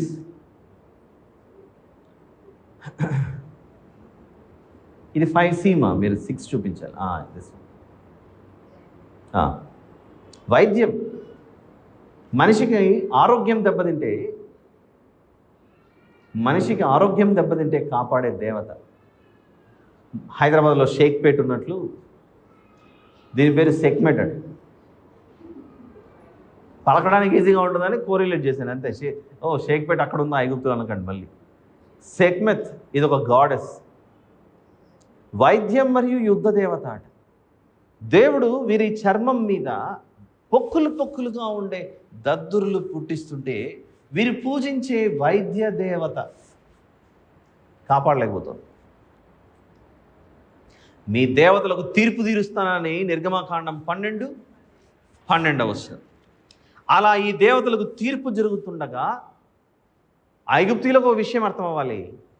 యెహోవాయే దేవుడు, ఈ సెక్మెత్ అనే ఈ దేవత దేవుడు కాదు అన్న విషయం అర్థం అవ్వాలి. కొంచెం చిన్న జయమా ఇది. ఆ ముఖం చూడండి ఎలా ఉందో. సెక్మెత్ వైద్యం మరియు యుద్ధ దేవత. మనం ఇవన్నీ వింటుంటే వీరి హృదయంలో ఇవన్నీ నింపుకోవడం వలన దేవుడు కొదమ సింహమై వారి మీద విరుచుకుపడుతున్నాడే అన్న విషయం అర్థం అవ్వాలి. నేను మీకు ఒక విషయం తెలియచేయడానికి నేను ఎంతో కష్టపడుతున్నాను. మీరు అర్థం చేసుకోగలుగుతున్నారో లేదో నాకు తెలియదు. ఈ బొమ్మలు చూపిస్తూ వీటిని పూజిస్తేనే దేవుడు విరుచుకుపడుతున్నాడు అనే అభిప్రాయంలోకి మీరు రాకండి. ఇక్కడ ఉన్న వాళ్ళు విగ్రహారాధన చేయడం లేదని నిన్నే చెప్పాక. అయితే మీరు ఈ విగ్రహారాధన చేయకపోయినా మీ హృదయంలో పరిశుద్ధుడైన దేవునికి చోటు తప్ప మిగిలిన వేటితో అయినా హృదయం నిండుకొని ఉంటే దేవుడు వీరి హృదయాలను, వీరి దేవతలను ఎలాగైతే శిక్షిస్తున్నాడో, వారి మీద ఎలా విరుచుకుపడుతున్నాడో అలాంటి దినం మనిషి జీవితంలో రానే వస్తుంది. ఆ దినం రాకముందే కృప అపరిమితముగా ఉన్నప్పుడే దాన్ని సద్వినియోగం చేసుకోవాలి. అందుకే రోమాపత్రికలో ఉన్న మాట 6వ అధ్యాయము 7వ అధ్యాయం చూద్దాం. 6వ అధ్యాయం 5వ అధ్యాయం 5-6 క్షమించండి, నాట్ 6-7 5-6. 5వ అధ్యాయంలోని చివరి వచనం. రోమాపత్రిక 5వ అధ్యాయము 21వ వచనంలో చివరి మాట, పాపం ఎక్కడ విస్తరించును అక్కడ కృప అపరిమితముగా విస్తరించును. ఐగుప్తీయులు ఇంత తిరుగుబాటు చేస్తుంటే, వారికి ఎంత తిరుగుబాటు చేస్తున్నా కూడా దేవుడు చెప్పకుండా వారిని శిక్షించక చెప్పి మీకు ఇది రాబోతుంది, మీ మీదకి ఇది రాబోతుంది, మీరు జాగ్రత్త పడండి అని హెచ్చరించి వారి మీదకి తెగులు తీసుకొచ్చాడు. అర్థం చేసుకోవాలి. వారు శిక్షలోనికి వెళ్ళే ముందు ఒక దైవజనుడైన మోషే గారిని పంపించి చెప్పి ఆ తర్వాతనే ఈ తెగుళ్ళను వారి మధ్యలోకి పంపించాడు. చెప్పకుండా చేయలేదు. ఇది మనం అర్థం చేసుకోగలిగితే పాపం విస్తరించే ప్రతి చోట నీతోనూ నీ ఆత్మతోనూ నీ హృదయంతోనూ దేవుడు మాట్లాడుతున్నప్పుడు దోషము పుట్టించు అభ్యంతరం మన హృదయంలో ఏదైనా ఉంటే, హృదయము అన్నిటికంటే మోసకరమైన బహుఘోరమైన వ్యాధి కలదు. దానిని గ్రహింపగలవాడేవాడు అంటే హృదయానికి అంటుకున్న రోగాన్ని నువ్వు గుర్తు పట్టలేనంతగా ఉంటుందట. అంత భయంకరమైన రోగం అట. మనం కళ్ళు మూసుకున్నా పాపపు ఆలోచనలు, నడుస్తున్నా ఏదో పాపపు ఆలోచనలు, అలాంటి తలంపులతో మనది ఏమైనా నిండిపోయిందేమో మన జీవితం. అందుకే యెహెజ్కేలు గ్రంథం 14 చూసాంగా. నిన్న ఈరోజు నిర్గమకాండం 9వ అధ్యాయం గురించి చెప్పడానికే నిన్న ఆదివార దినంలో దోషము పుట్టించు అభ్యంతరమైన దాని మీద నొక్కి చెప్పవలసి వచ్చింది. యెహెజ్కేలు గ్రంథం 14లో నరపుత్రుడా, ఈ మనుషులు తమ హృదయములలో దోషము పుట్టించు అభ్యంతరమును తమ ఎదుటనే పెట్టుకొని ఉన్నారు. వారి హృదయం శుద్ధిగా కనపడట్లేదు. నాకు వారి హృదయాన్ని పరిశీలించినప్పుడు శుద్ధిగా కనపడట్లేదు అసలు.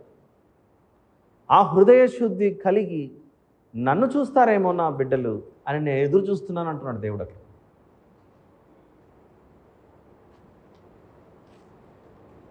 వెళ్దాం ప్రియులారా. రోమపత్రికలో చూసాం కదా, 5వ అధ్యాయం చివరి మాట, పాపం ఎక్కడ విస్తరించినో అక్కడ కృప అపరిమితంగా విస్తరించిన అన్నట్లుగా కొందరు మూర్ఖులు 6వ అధ్యాయం 1వ వచనాన్ని అమలుపరిచే అవకాశం ఉందని హెచ్చరించాడు అక్కడ. అలాగైనా ఏమందుము, కృప విస్తరింపవలనని పాపమందు నిలిచి ఉందమా? కృప చాలా ఉందని పాపమందు నిలిచి ఉందామా? మెడికల్ షాపులు, హాస్పిటళ్ళు చాలా ఉన్నాయని రోజు జ్వరం తెచ్చుకుందామా? ఆలోచించండి ఒకసారి. ప్రమాదం ఏమైనా జరిగితే, ఆరోగ్యం దెబ్బతింటే అప్పుడు వెళ్ళాలి హాస్పిటల్కు. దేని విస్తారంగా హోల్సేల్ షాపులు, మెడికల్ షాపులు ఉన్నాయి. విస్తారంగా జనరిక్ మెడిసిన్ ఉంది, ఆయుర్వేదం ఉంది, యునానీ ఉంది, హోమియోపతి ఉంది, విస్తారమైన మెడిసిన్ ఉంది. కాబట్టి ఏ మెడిసిన్ ఎలా పనిచేస్తుందో చెక్ చేసుకోవాలనుకుంటే నేను అన్ని రోగాలు తెచ్చుకుందామని రోజంతా రోగాలకి మనం పరిగెత్తామని చెప్పండి. నో, ఔషధం ఉందిగా, రోగం తెచ్చుకోవచ్చుగా. ఇదే చెప్తున్నాడు అక్కడ. కృపాపరిమితంగా ఉందని పాపాలు చేసుకుంటూ పోదామా? క్షమించే దేవుడున్నాడని పాపాలు చేసుకుంటూనే పోతారా అంటున్నాడు అక్కడ. పాపం చేసేది, ప్రభువా తప్పు చేసిన ప్రభువా క్షమించు. మళ్ళీ చేసేది, ప్రభువా తప్పు చేసిన ప్రభువా క్షమించాడు. ఎన్ని మార్లైనా క్షమిస్తానన్నాడు కదా అని. నో, గద్దింపు. ఎన్నిసార్లు గద్దించినను లోబడనొల్లని వాడు మరీ తిరుగు లేకుండా హఠాత్తుగా నాశనం అవుతాడు. ప్రియులారా, నిర్గమకాండం 9వ అధ్యాయానికి వద్దాం. ఎన్ని అయిపోయాయి ఇప్పుడు ఆ సూచక క్రియలలో? 6. మొదటిది నీటిని రక్తంగా మార్చడం, రెండవది కప్పలను పంపించడం, 3 పేళ్లను, ధూళిని పేలుగా మార్చడం, 4 ఈగలు, 5 ఈ పశువులు, ఒంటెలు, జంతువులు అన్నీ చనిపోవటం. ఎక్కడైనా కొన్ని మిగిలింటే వాటిని కూడా మళ్ళీ అటాక్ చేస్తాడు నెక్స్ట్ రాబోయే దాంట్లో. 6వది చర్మం మీదంతా దద్దులు. ఈ దేవతల పేర్లను చూశారుగా. దేవతలకు తీర్పు తీర్చడానికి ఏ తెగులుకు ఏ దేవతను ఐగుప్తీయులు పూజించారో గుర్తుంచుకుంటే భవిష్యత్తులో మనం కూడా ఏ దేవతలను ఒకవేళ పూజింపకపోయినా ఇక్కడ మన చుట్టూ కనపడుతుంటాయి. బాగా చదువు రావాలంటే ఒక దేవతను గౌరవించాలి, బాగా డబ్బు రావాలంటే ఇంకొక దేవతను పూజించాలి, బాగా వర్షాలు పడాలంటే ఒక దేవుడిని వెంబడించాలి, కాలు భూమి మీద పెడుతున్నామంటే దానికి ఒక దేవత ఉంది, రోజు ఉదయము సూర్యుడు వెలుగిస్తున్నాడంటే దానికే అని. అలా ప్రతి దానిని మనుషులు అలానే. ఇవన్నీ లేవండి, ఇవన్నీ కావు. కానీ నేనేం చేయట్లేదు. కానీ మై లైఫ్ మై రూల్స్, అవి నేనేం పూజించాను. కానీ నా హృదయంలో నాకు ఇష్టమైన రూల్స్ కొన్ని ఉన్నాయి. దేవుడే లేడు అని అంటాను. ఇవేమి అనకపోయినా దేవుడైతే ఉన్నాడు. బైబిల్లో ఉన్న దేవుడు యేసు ప్రభు నా కొరకు చనిపోయాడు, సిలువ మీద ప్రాణం పెట్టాడు, సమాధి చేయబడ్డాడు, తిరిగి లేచాడు. రక్తము ప్రాణానికి సూచన అయితే ఆ ప్రాణం ఏనాడో పాపముల చేత అపరాధముల చేత నేను చచ్చిన స్థితిలో ఉంటే జీవం గల ఆ రక్తాన్ని నా కొరకు దారిపోసాడు. ఇదన్నీ ఉత్తమాటలే అండి. రోజు చెప్తాడు ఈయన వచ్చి, ఇంకా కానివ్వండి చాలా కాలం అని అనుకుంటే నీ హృదయము ప్రభువు కొరకు శుద్ధి చేసి పెట్టలేదు. అలా హృదయ శుద్ధి కలిగి లేకపోతే ఎవరిని చూడలేమట? దేవుణ్ణే చూడలేదు. దేవుణ్ణే చూడలేకపోతే, దేవుని దగ్గరికి చేరుకోకపోతే నాకేం చాలా బలం ఉంది ఇప్పుడు అని అనుకోవచ్చు. మనం పూర్వీకుల్లో మనకంటే బలవంతులు ఎంతో ఉండొచ్చు. ఖండబలం, బుద్ధి బలం, జ్ఞానము అన్నీ కలిగిన వాళ్ళు.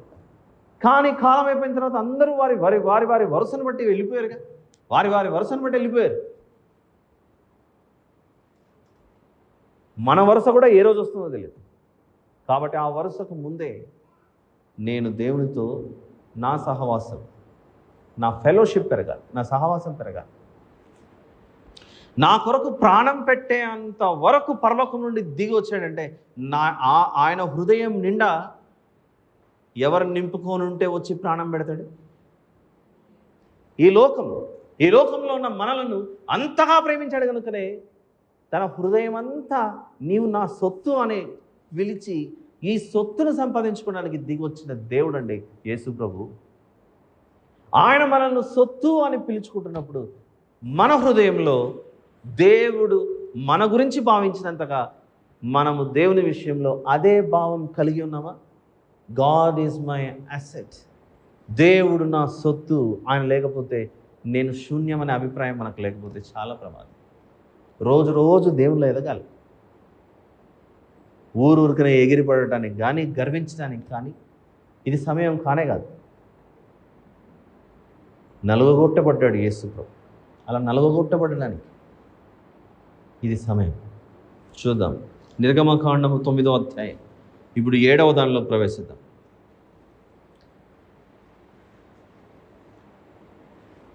7వ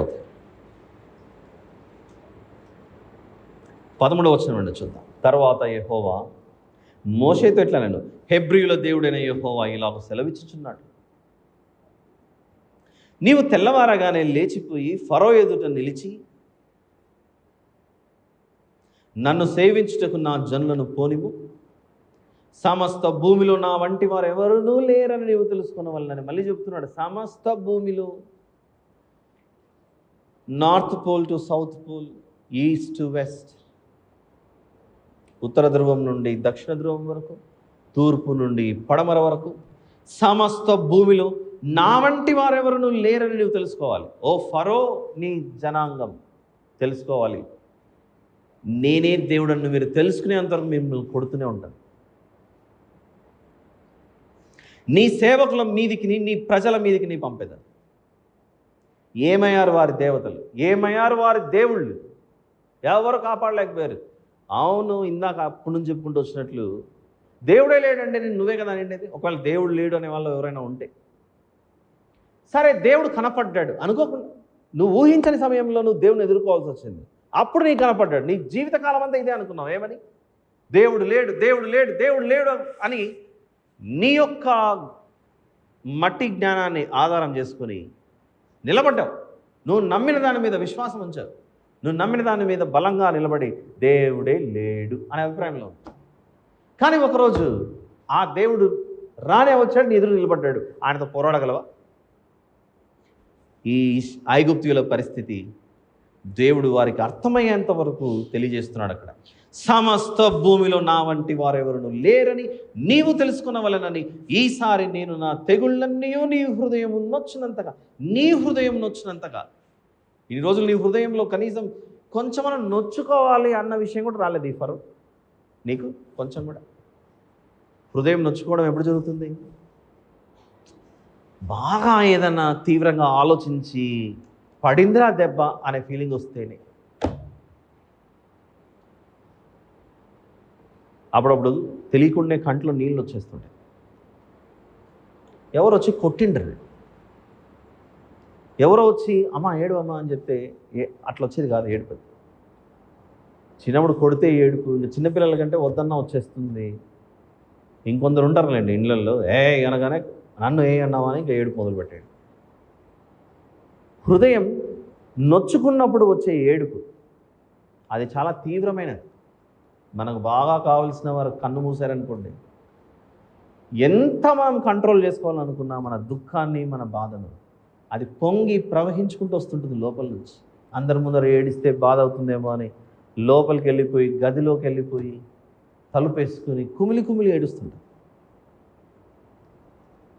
అలా ఏదైనా హృదయానికి తగిలితే అప్పుడు కొంచెం స్పందించినప్పుడు ఆరంభమవుతుంది. 6 తెగుళ్ళు చూసాం ఇంతవరకు.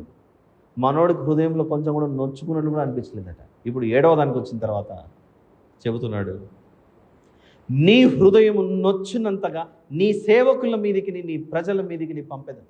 భూమి మీద నుండకుండా నీవు నశించిపోవున్నట్లు నేను నా చెయ్యి చాపి ఉంటినేని నిన్నునో నీ జనులను తెగులుతో కొట్టివేసేద్దు. నా బలమును నీకు చూపునట్లును భూలోకమందంతట నా నామమును ప్రచురం చేయనట్లును ఇందుకే నేను నిన్ను నియమించి తిని. 16వ వచనంలో నిజంగానే దేవుడు ఆ రోజు ఆ కార్యం చేయటం వలన మనకి ఈరోజు ఎంతో మేలవుతుంది. వాస్తవానికి అది, నా బలమును నీకు చూపునట్లును భూలోకమందంతట నా నామమును ప్రచురం చేయనట్లును ఇందుకే నేను నిన్ను నియమించి తిని. ఫరో, ఈ రూపాలన్నీ మనం చూస్తుంటే మనకు కనపడట్లేదే చెప్పండి? మన కళ్ళెదుట సమాజంలో వీటన్నిటికీ తీర్పు తీర్చే దినం చాలా దగ్గరలో ఉంది. దాని గురించి మాట్లాడుతున్నాడు ఇర్మియా గ్రంథం 2వ అధ్యాయం. మొన్న కూడా చూసాం ఈ వచనాన్ని. ఇర్మియా గ్రంథం 2:28. ఇర్మియా గ్రంథం 2:28. నీవు చేసుకున్న దేవతలు ఎక్కడున్నవి చూస్తున్నారా అంతా? ఇర్మియా గ్రంథం 2:28 ఏముంది అక్కడ? నీవు చేసుకున్న దేవతలు ఎక్కడున్నవి? అవి నీ ఆపత్కాలంలో లేచి నిన్ను రక్షించునేమో. యూదా, నీ పట్టణములు ఎన్నో, నీ దేవతలు అన్నీయే కదా అని ఇర్మియా గారితో దేవుడు ఆ ప్రజలతో మాట్లాడిస్తున్నాడు. తర్వాత వీళ్ళు ఏం చేశారో చూడండి ఒకసారి. యెహెజ్కేలు గ్రంథం 16వ అధ్యాయంలో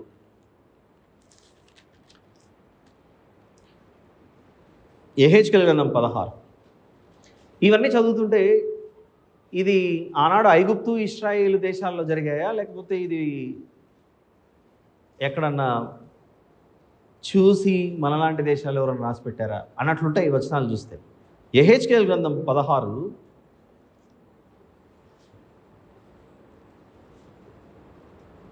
23-24 వచనాలు చూడండి. యెహెజ్కేలు గ్రంథం 16 23-24. ఇంతగా చెడుతనం జరిగించినందుకు నీకు శ్రమ, ఇదే ప్రభువైన యెహోవా వాక్కు. చదవండి సిస్టర్. నీవు వీధిని గుళ్ళు కట్టితివి, ఎత్తైన బలిపీఠంలు ఏర్పరిచేతివి. ఏం జరుగుతుందంట? వీధిని గుళ్ళు కట్టారట. ఇది మా వీధి దేవత, మా కాలనీ దేవత, మా వాడ దేవత అని కట్టుకున్నారట వీళ్ళు. యెహెజ్కేలు గ్రంథం 16:24లో నీవు వీధిని గుళ్ళు కట్టితివే. నేను అడుగుదామను మీ వీధుల్లో మీరందరూ ఎలా ఉన్నారో చూద్దామని అనుకుంటే వీధిని అవే కనపడుతున్నాయి. అక్కడ రాసినవన్నీ తెచ్చుకొని జాగ్రత్తగా అమలుపరిచినట్లుంది సమాజం. వీధిలో కనపడుతుంటాయి. ప్రియులారా, ఒకనాడు ఐగుప్తులు అలా ప్రవర్తించారు, ఇశ్రాయేలీలు అలా ప్రవర్తించారట. యెహెజ్కేలు గ్రంథంలో ఆ 16వ అధ్యాయంలో చూపిస్తూ ఇశ్రాయేలు జనాంగం గురించి మాట్లాడుతున్నది. అది ఇశ్రాయేలు యూదా జనాంగం వీధిన గుళ్ళు కట్టేశారట. పోయేటప్పుడు వీధిలో చూసి బయట నిలబడి కళ్ళకద్దుకొని చంపలేసుకొని ఇవన్నీ చేసి పెట్టారన్నట్టు. అసలు మనసు ఎలా వచ్చింది చూడండి వీళ్ళకి. కనానీయుల అలవాట్లు పాటించకండి అని ఎంతో చెప్పాడట దేవుడు, అయినా కూడా అలానే చేశారు వీళ్ళు. వచ్చేద్దాం నిర్గమకాండము 9వ అధ్యాయము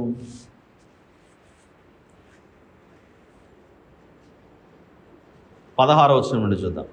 నా బలమును నీకు చూపినట్లును భూలోకమందంతట నా నామమును ప్రచురం చేయనట్లును ఇందుకే నేను నిన్ను నియమించితిని. నీవు ఇంకా నా ప్రజలను పోనీయనొల్లక వారి మీద అతిశయపడుచున్నావు. ఇదిగో రేపు ఈ వేళకు నేను మిక్కిలి బాధాకరమైన వడగండ్లను కురిపించదను. ఐగుప్తు రాజ్యం స్థాపించిన దినము మొదలుకొని ఇది వరకు అందులో అట్టి వడగండ్లు పడలేదు. కాబట్టి నీవు ఇప్పుడు పంపి నీ పశువులను పొలములలో నీకు కలిగినది యావత్తును త్వరగా భద్రం చేయము. ఇంటికి రప్పింపబడక పొలంలో ఉండు ప్రతి మనుషుని మీదను జంతువు మీదను వడగండ్లు కురియును. అప్పుడు అవి చచ్చునని చెప్పుమనను. ఫరో సేవకులలో యెహోవా మాటకు భయపడినవాడు ఇప్పుడు కదులుతోంది వారి హృదయాలు. 20 వచనం.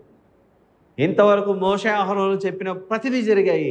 ఈ విషయంలో మనం జాగ్రత్త పడకపోతే మన పనివారు చచ్చిపోతారు, మన పశువులన్నీ చచ్చిపోతాయి అని కొందరు జాగ్రత్త పడ్డారట. 20 వచనంలో చూడండి.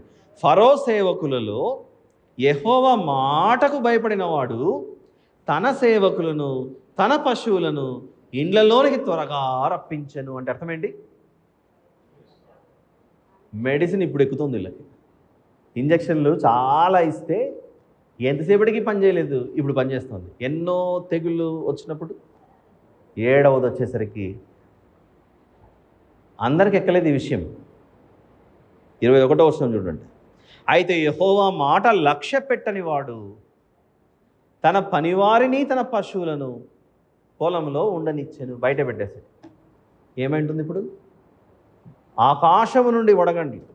వడగండ్లు అంటే చిన్న కాటన్ బాల్స్ కాదు, అది చిన్న చిన్న వడగండ్లు పడితేనే తల మీద ఎవరో మొటికాయలు వేస్తున్నట్లు ఉంటుంది.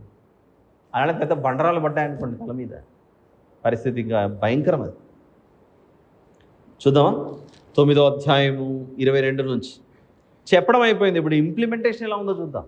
థియరీ బాగుంది, ప్రాక్టికల్స్ ఎలా ఉందో చూద్దాం. ఇప్పుడు 22వ వచనం. యెహోవా దీనికి సంబంధించి 7వ దానికి సంబంధించి ఒక దేవత ఏమైనా ఉందా చూద్దాం ఒకసారి.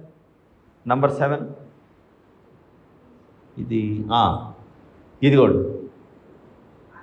గాడెస్ ఆఫ్ ద స్కై, ఆకాశ దేవత. వీరిని ఏమీ చేయకుండా కాపాడే ఒక దేవత. దేవత నియంత్రిత వాతావరణం మరియు సహజ శక్తులు, న్యాచురల్ ఫోర్సెస్ నుంచి కాపాడే ఒక దేవత. చూడండి ఏం జరుగుతుంది. ఆకాశం నుండి కానీ ఎక్కడి నుండి మీ మీద ఏమీ కురవద్దు, మిమ్మల్ని భద్రంగా కాపాడుతానని చూపించే ఒక ఆకారం అట ఇది. వచ్చేద్దాం ప్రియులారా 22వ వచనం నుండి. యెహోవా నీ చెయ్యి ఆకాశం వైపు చూపుము, ఐగుప్తు దేశమందలి మనుషుల మీదను జంతువుల మీదను పొలముల కూరలన్నిటి మీదను వడగండ్లు ఐగుప్తు దేశం అంతటా పడునని మోషేతో చెప్పాను. మోషే తన కర్రను ఆకాశం వైపు ఎత్తినప్పుడు యెహోవా ఉరుములను వడగండ్లను కలుగజేయగా పిడుగులు భూమి మీద పడుచుండెను. ఇక ఏకంగా పిడుగులు కూడా పడుతున్నాయి. వడగండ్లు, పిడుగులు. యెహోవా ఐగుప్తు దేశం మీద వడగండ్లు కురిపించాను. అప్పుడప్పుడు సంవత్సరానికి ఒకసారి క్రాకర్స్ పేలుస్తుంటారు. ఆ శబ్దాలకే మనం తట్టుకోలేవు, దాని చెవులు ఆ శబ్దానికి. అలాంటిది ఆకాశం నుండి ఏకంగా పిడుగుల శబ్దం పడుతుంది అనుకోండి. పిడుగుల శబ్దాలు, ఉరుములు శబ్దాలు. ఇక దాన్ని తట్టుకోవడం చాలా కష్టం. 24వ వచనం. అలాగు వడగండ్లతో కలిసిన పిడుగులను బహు బలమైన వాయును ఐగుప్తు దేశమందంతటను అది రాజ్యమైనది మొదలుకొని ఎన్నడూనూ అట్టివి కలుగలేదు. ఆ వడగండ్లు ఐగుప్తు దేశమందంతటా మనుషులనేమి జంతువులనేమి బయటనున్నది యావత్తును నశింపజేశారు. అంటే ఇది 7వ తెగుల్లో మీరు గమనిస్తే 5వ దాంట్లోనే పశువులు, గుర్రములు, గాడిదలు, ఒంటెలు చాలా చనిపోయాయి అప్పటికే వేరే రోగంతో. మిగిలినవి ఇప్పుడు సెకండ్ అటాక్లో పడ్డాయి. 7వ అధ్యాయం చదివి 7వ అధ్యాయం పడ్డాయి. 7వ తెగుళ్ళు మీరు చూస్తే 25వ వచనం. ఆ వడగండ్లు ఐగుప్తు దేశమందంతటా మనుషులనేమి జంతువులనేమి బయటనున్నది యావత్తును నశింపజేశారు. వడగండ్లు పొలములోని ప్రతి కూరను చెడగొట్టెను, పొలములోని ప్రతి చెట్టును విరగొట్టెను. అయితే ఇశ్రాయేలీయులున్న గోషెను దేశంలో మాత్రము వడగండ్లు పడలేదు. పగటి ఎండ దెబ్బకైనను. మనకు ఒక కీర్తన ఉందిగా, చూద్దామా? 91వ కీర్తన 4వ వచనం. 91 కీర్తన, లేదా మొదటి నుంచి చూద్దాం, చాలా బాగుంటుంది. మహోన్నతుని చాటున తీసారా 91 కీర్తన. మహోన్నతుని చాటున నివసించువాడే సర్వశక్తుని నీడను విశ్రమించువాడు. వీళ్ళు ఈ దేవతను చేసుకుని ఆ దేవత ఆశ్రయాన్ని పొందుకుంటున్నారు. ఆయనే నాకు ఆశ్రయము, నా కోట, నేను నమ్ముకును నా దేవుడు. చదవండి. నేను యెహోవాను గురించి చెప్పుచున్నాను, వేటకాని ఉరిలో నుండి ఆయన నిన్ను విడిపించును, నాశనకరమైన తెగులు కాకుండా నిన్ను రక్షించును. ఆయన తన రెక్కలతో నిన్ను కప్పును, ఆయన రెక్కల క్రింద నీకు ఆశ్రయము కలుగును. ఆయన సత్యము కేడమును డాలునై ఉన్నది. రాత్రివేళ కలుగు భయమునకైనను, పగటివేళ ఎగురు బాణమునకైనను, చీకటిలో సంచరించు తెగులునకైనను, మధ్యాహ్నమందు పాడు చేయు రోగమునకైనను. ఎందుకంటే వారు ఆయన నీడను ఆశ్రయించారు, ఆయన రెక్కల నీడ క్రిందికి వచ్చారు, అందుకే రక్షింపబడ్డారు. వీరు ఈ బొమ్మను చేసుకున్నారు. ఈ బొమ్మ పేరు ఏంటి? Nut. Goddess of this. All right ప్రియులారా, వచ్చేద్దాం నిర్గమకాండం. ఐగుప్తు దేవతల మీదకి నేను తీర్పు తీసుకొస్తానని దేవుడు మాట్లాడుతుంటే ఆ దేవతలు ఎవరో ఎంత అసహ్యకరంగా ఉన్నాయో తీసి నిర్గమకాండం 9:25 వచనం. ఆ వడగండ్లు ఐగుప్తు దేశమందంతటా మనుష్యులనేమి జంతువులనేమి బయటనున్నది యావత్తును నశింపజేశారు. వడగండ్లు పొలములోని ప్రతి కూరను చెడగొట్టెను, పొలములోని ప్రతి చెట్టును విరగొట్టెను. అయితే ఇశ్రాయేలీయులున్న గోషెను దేశంలో మాత్రం వడగండ్లు పడలేదు. ఇది చూడగా ఫరో మోషే అహరోనులను పిలువనంపి, నేను ఈసారి పాపం చేసి ఉన్నాను. ఫరో అంటున్నాడు, ఇప్పుడు వచ్చాడు దారిలో కొంచెం, నేను ఈసారి పాపం చేసి ఉన్నాను అంటే ముందు చేయలేదా?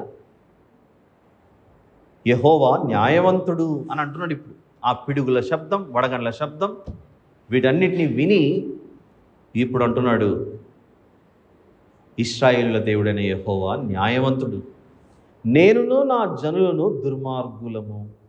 ఫరో ఇప్పుడు మంచి మాట మాట్లాడా? పనికిరాని మాట మాట్లాడాడు? మంచి మాటే మాట్లాడాడు. ఇంకొక వచనం చదివితే అప్పుడు అర్థమవుతుంది మంచి మాట్లాడా పనికిరాంది మాట్లాడాడు అన్న విషయం. 28వ వచనం. ఇంత మట్టుకు చాలును, ఇకను బ్రహ్మాండమైన ఉరుములు వడగండ్లు రాకుండానట్లు యెహోవాను వేడుకొనుడి, మిమ్మును పోనిచ్చేదను, మిమ్మును ఇకను నిలుపనని వారితో చెప్పగా మోషే అతన్ని చూచి, నేను ఈ పట్టణం నుండి బయలు వెళ్ళగానే నా చేతులు యెహోవా వైపు ఎత్తెదను. మన చేతులు పైకెత్తి దేవుణ్ణి వేడుకుంటే ఆయన వింటాడు. హృదయానికి ఉన్న చేతులు. ఈ ఉరుములు మానును, ఈ వడగండ్లను ఇక మీదట పడవు. అందువలన భూమి యెహోవాదని నీకు తెలియబడదు. ఈ భూమి దేవునిది అని నువ్వు తెలుసుకోవాలి. మొన్నటి నువ్వేమనుకున్నావు? నేను కలిగించుకున్నా, నేను చేసుకున్నా, వీటిదే ఈ భూమి అని నువ్వు అనుకున్నావు.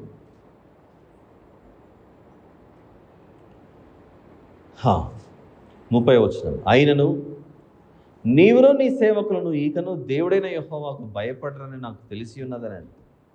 అప్పుడు జనుప చెట్లు పువ్వులు పూసెను, యవల చేలు వెన్నులు వేసినవి గనుక జనుప యవల చేలును చెడగొట్టబడను, కానీ గోధుమలు మిరప మొలకలు ఎదగనందున అవి చెడగొట్టబడలేదు. ఇక్కడ కూడా దేవుని ప్రేమ కనబడుతుంది. భయంకరమైన వడగండ్లు, పిడుగులు, అన్నిటితో పంటలు ఇవన్నీ నాశనం అయిపోయాయి. అప్పుడే చేతికి వచ్చిన యవల చేలు జనుప చెట్లు దెబ్బతిన్నాయట, కానీ దెబ్బ తినకుండా ఏమున్నాయట? గోధుమలు మిరప మొలకలు అలాగే ఉన్నాయట.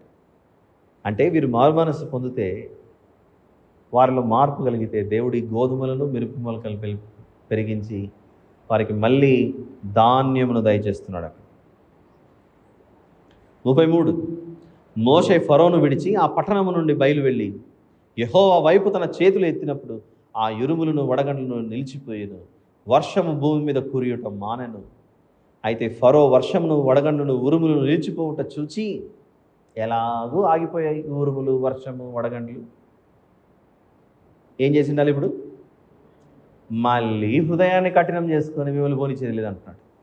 అతడును అతని సేవకులను ఇంకా పాపం చేయొచ్చు, ఇంత దెబ్బలు తగిలినా మళ్ళీ పాపం చేస్తూ తమ హృదయములను కఠినపరుచుకునిరి. యెహోవా మోషే ద్వారా పలికినట్లు ఫరో హృదయం కఠినమాయెను, అతడు ఇశ్రాయేలీయులను పోనీయకపోయాను. దీనికి సంబంధించిగా కొన్ని మాటలు చూద్దాము. యోబు గ్రంథం 37. ప్రతి సంవత్సరం మనకు వర్షం పడుతుంది, నైరుతి ఋతుపవనాలు ప్రతి ఏటా. ఎలా వస్తున్నాయి వర్షాలు? ఇప్పుడు ఎందుకు పడట్లేదు? ఎక్కడికి వెళ్ళిపోయాయి? మొన్న వర్షం కురిపించిన మేఘాలు ఎక్కడికి వెళ్ళిపోయాయి? మళ్ళీ టైంకి ఎలా వస్తున్నాయి? అది తెలుసుకోవాలనుకుంటే యోబు గ్రంథం 37లో 37వ అధ్యాయం యోబు గ్రంథము 5వ వచనం నుండి చూద్దాం. దేవుడు చదవండి సిస్టర్స్. దేవుడు ఆశ్చర్యముగా ఉరుము ధ్వని చేయును, మనం గ్రహింపలేని గొప్ప కార్యములను ఆయన చేయును. దేవుడు ఆజ్ఞాపిస్తున్నాడట ఏమని? నీవు భూమి మీద పడుమని, హిమముతోను, చలికాలంలో బయట మంచు కురుస్తుంది అంటే దేవుడు చెప్తున్నాడట నీవు భూమి మీద పడు అని. వర్షముతోను, మహావర్షముతోను ఆయన ఆజ్ఞ ఇచ్చుచున్నాడు. మనుషులందరూ ఆయన సృష్టి కార్యమును తెలుసుకున్నట్లు ప్రతి మనుషుని చేతిని బిగించి ఆయన ముద్ర వేసి ఉన్నాడు. దాంతోపాటు 11వ వచనం చదవండి సిస్టర్. మరియు ఆయన దట్టమైన మేఘమును జలముతో నింపును, తన మెరుపు గల మేఘమును వ్యాపింపజేయును. ఆయన వలన నడిపింపబడినవై నరులకు నివాసయోగ్యమైన భూగోళము మీద మెరుపును మేఘములను సంచారము చేయును అని ఆయన వాటికి ఆజ్ఞాపించినది ఆయన వాటికి ఆజ్ఞాపించినది యావత్తును అవి నెరవేర్చును. ఆయన వాటికి ఆజ్ఞాపిస్తున్నాడట, వెళ్ళండి, వర్షం పడండి. ఒక చోట హిమముతో మాట్లాడుతున్నాడట, వర్షంతో మాట్లాడుతున్నాడట, మేఘాలను నీటితో నింపి పంపిస్తున్నాడట. ఇవన్నీ దేవుడు నడిపిస్తున్నటువంటి. అందుకే దేవుడు సెలవిస్తూ, నాయన నీ చేతిలో ఏం లేదు బిడ్డ, దీని మీద సర్వాధికారం నా మీద ఉంది, నా వద్ద ఉంది. వీటి గురించి ఆలోచించి అలా ఇంతవరకు మనం నేర్చుకున్న వాటిలో ముగించుకునే ముందు దేవుని యొక్క తీర్పులు ఎందుకు జరుగుతున్నాయి అక్కడ? ఐగుప్తు దేవతలకు తీర్పు తీర్చడానికి ఐగుప్తీయులకు అర్థమవ్వాలి నేనే నిజమైన దేవుడని, ఇశ్రాయేలులకు అర్థమవ్వాలి మమ్మను కాపాడువాడు కునుకడు నిద్రపోడు అని ఇశ్రాయేలులకు అర్థమవ్వాలి, మమ్మల్ని విమోచించడానికి వచ్చిన దేవుడని. ఎలాగైతే ఒకనాడు ఆయన ఇలాంటి తీర్పులు తీసుకొచ్చాడో కాలము సంపూర్ణమైనప్పుడు ఆ దినం రానే వస్తుంది. మీకు విషయం చెప్పి ముగిస్తాను. గలతీ పత్రిక. యేసు ప్రభు 2000 సంవత్సరాల క్రితం వచ్చాడని ప్రతిసారి మనం జ్ఞాపకం చేసుకుంటాం. You always remember that the lord Jesus came to this earth 2000 years ago. దానిని బైబిల్ భాషలో ఏమంటారంటే, గలతీ పత్రిక 4వ అధ్యాయంలో ఆదాము గారితో పాటు యేసు ప్రభు వచ్చిండొచ్చుగా, అలా కాకుండా ఆదాము గారి జీవితం అయిపోవాలి, నిర్గమకాండం, లేవియాకాండం, సంఖ్యాకాండం అన్ని పుస్తకాలు చేసుకొని మలాకి గ్రంథం రావాలి. మలాకి గ్రంథం తర్వాత చాలా సుదీర్ఘమైన గ్యాప్ ఉండాలి, ఆ తర్వాత ఆయన భూమి మీదకి రావాలి అనే దానిని గలతీ పత్రిక 4:4 4 and 4. అయితే కాలము పరిపూర్ణమైనప్పుడు వచ్చాడట యేసు ప్రభు. కాలం పరిపూర్ణమైనప్పుడు జరిగింది కార్యం అది. అలానే కాలము పరిపూర్ణం అవ్వడానికి మనం కూడా పరుగులు తీస్తున్నాం.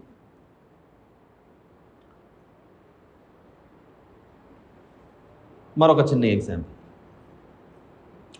మన ఇంటి దగ్గర వాటర్ నింపడానికి కొన్ని డ్రమ్స్, బకెట్స్ ఇలాంటివి ఉంటాయి. ఒక ఖాళీ బకెట్, ఖాళీ డ్రమ్ము తీసుకొని ట్యాప్ కింద పెట్టారు. ఇలా ట్యాప్ ఆన్ చేయగానే క్షణంలో నిండిపోతుందా బకెట్? ఏమన్నా నిండదు. దెర్ ఇస్ అ టైం ఆ బకెట్ ఫుల్ అవ్వడానికి. లేదా ఆ డ్రమ్ చాలా నీళ్ళు, ఒక 2000 లీటర్స్ 1000 లీటర్స్ పట్టి ఒక పెద్ద డ్రమ్ ఉందనుకోండి, పైప్ పెట్టేసి వెళ్ళి కొన్నిసార్లు మనం కూర్చుంటాం పక్కన, ఇది చాలా పెద్ద ట్యాంక్ నిండడానికి చాలా టైం పడుతుంది, ఆన్ చేసి పక్కకి వెళ్ళిపోతాం. అది నింపుతూ పోతుంటుంది. వాటర్ అలా నింపుతూ నింపుతూ నింపుతూ ఒక టైం రాగానే అందులో నీళ్ళన్నీ ఇలా పొంగి బయటకు వచ్చేస్తాయి. అవునా? నిండిపోయి బయటకు వస్తాయి. బకెట్ నిండటానికి లేదా డ్రమ్ నిండటానికి టైం పట్టింది చూసారా?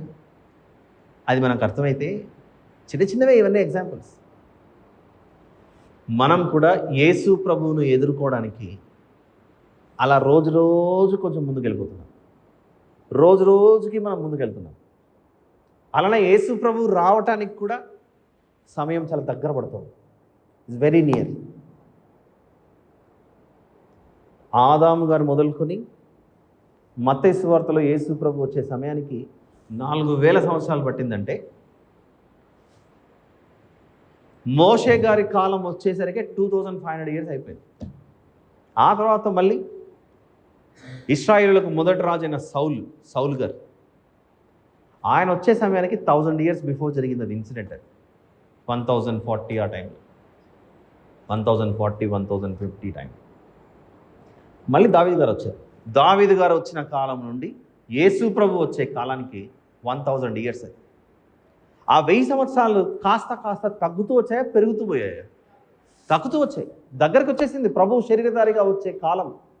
ఎలాగైతే కాలం యేసు ప్రభు రావడానికి పరిపూర్ణమైందో, ఎప్పుడు యేసు ప్రభు నేను మళ్ళీ వస్తానని చెప్పి వెళ్ళిపోయాడు చూసారా, ఆకాశంలోకి ఆరోహణమయ్యాడే, అది 2000 ఇయర్స్ క్రాస్ అయిపోయింది మనకి ఇప్పటికి. భూమి మీద అంటే అప్పుడు చెప్పిన సమయానికి కాదు, ఆయన భూమి మీద శరీరధారిగా పుట్టిన కాలం నుండి నేను మాట్లాడుతున్నాను. 2000 ఇయర్స్ కంప్లీటెడ్. అంటే ఇప్పుడు కాలం ఇంకా చాలా ఉందా, దగ్గర పడిందా? పరిపూర్ణం అవ్వటానికి చాలా దగ్గర ఉంది, చాలా దగ్గర ఉంది. ఏ దినమో ఏ క్షణమో ఆ గడియ మనకు తెలియదు. కాబట్టి ఆయన ఎంచుకున్న ప్రజానీకంలో హృదయ శుద్ధి కలిగిన వారమై. హృదయ శుద్ధి అంటే ఏంటి? గత 2-3 రోజులు చెప్తూనే ఉన్నాను. వీరి హృదయం నుండా దేవుడు అవసరం లేదు, నిజమైన దేవుడు అవసరం లేదు అనే అభిప్రాయంలో ఉన్నారు. దేవుడు అవసరమే, కానీ ఏ దేవుడు నీకు నిజమైన దేవుడు గుర్తుపట్టలేకుండా ఎన్ని తెచ్చిపెట్టుకుంటే ఏం లాభం? ఆభరణాలు ధరించేటప్పుడు బంగారు ఆభరణాలు ఉంటాయి, కనపడే అలంకరించుకోవడానికి ఏమంటారు వాటిని? ఆర్టిఫిషియల్ జ్యువెలరీ ఏమో అంటారు. చూడడానికి అలానే ఉంటాయి, కానీ అది మాత్రం బంగారం కాదు. నీకు దేవుడుగా కనపడుతున్నాడు, కానీ దేవుడు. లేదా నీ హృదయం దేంతో నిండుకుంది, అది సమస్య. ఆలోచించండి. హృదయంలో ఒకవేళ మీరు విగ్రహారాధన లేకపోయినా దేవునికి ఇవ్వవలసిన స్థానం ఇవ్వకుండా వేరే దానిని తెచ్చిపెట్టుకుంటే, శుద్ధిగా లేదు కాబట్టి దేవుని చూసే అవకాశమే లేదు. అది అసంభవం, ఇంపాసిబుల్. ఆలోచించండి. దేవునికి దగ్గర అవ్వండి, దేవునిలో బలపడండి. ఇంతకు తప్ప చెప్పేదేమి లేదు. Thank you very much. ప్రార్థన చేసుకుని ముగించుకున్నాం. ప్రార్థన. ప్రేమ కనికరమ కలిగిన మా తండ్రి, మీకే స్తోత్రం నాయన. ఇంతవరకు మీరు నేర్పించిన వాక్యంలో మా హృదయంలో మేము ఎవరికి చోటిచ్చారు? ఐగుప్తీయులకు మీరు ఎన్నో సూచక్రియలు మహత్కార్యాలు చేస్తున్నారు నా తండ్రి. ఆ ఫరో అతని ప్రజలు వినలేకపోయారు. కొందరు విని జాగ్రత్త పడ్డారు, మరికొందరు లక్ష్య పెట్టలేదని ఉంది నా ప్రభువా. అలానే మా జీవితంలో ఎన్నో మార్లు మీ మాటలకు, మీ వాక్యములకు మేము విధేయత చూపించి లక్ష్య పెట్టాం, కానీ ఎన్నో మార్లు, లెక్కించలేనన్ని మార్లు మేము మాట వినక, లక్ష్య పెట్టక నిర్లక్ష్యం చేశాం. మమ్మల్ని క్షమించమని ప్రార్థిస్తున్నాను. తాము పరీక్షించుకొని మీ బిడ్డలు బయలుదేరి వెళ్ళటకు సహాయం చేయని ప్రార్థిస్తూ మా ప్రభువును ప్రియరక్షకుడైన యేసు ప్రభు వారు పెట్టాడు వేడుకొని సమర్పిస్తున్నాను తండ్రి. ఆమేన్.